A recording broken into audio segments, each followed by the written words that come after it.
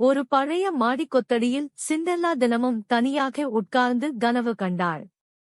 அவளது சித்தியும் சகோதரிகளும் எப்போதும் அவளை வேலை செய்ய வைத்தார்கள், துன்புறுத்தினார்கள்.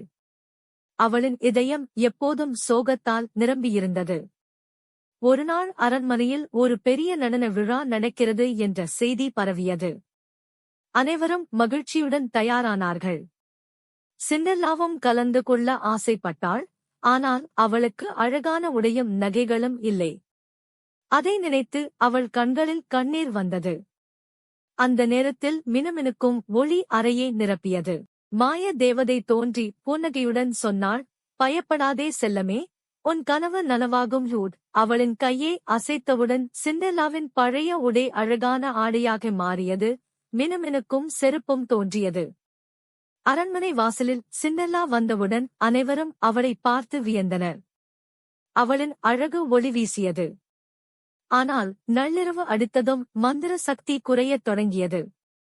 சிண்டெல்லா பதற்றமாக ஓடினாள். ஓடிக்கொண்டே அவளின் ஒரு செருப்பு அங்கே விழுந்தது.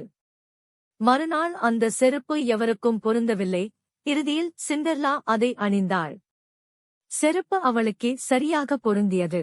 அவ்வாறு சிண்டெல்லாவின் கனவு நனவாகி அவள் அரசகுமாரனுடன் சந்தோஷமாக வாழ்ந்தாள். இன்னும் அற்புதமான கதைகள் பார்க்க எங்கள் சேனலை சப்ஸ்கிரைப் செய்யுங்கள்.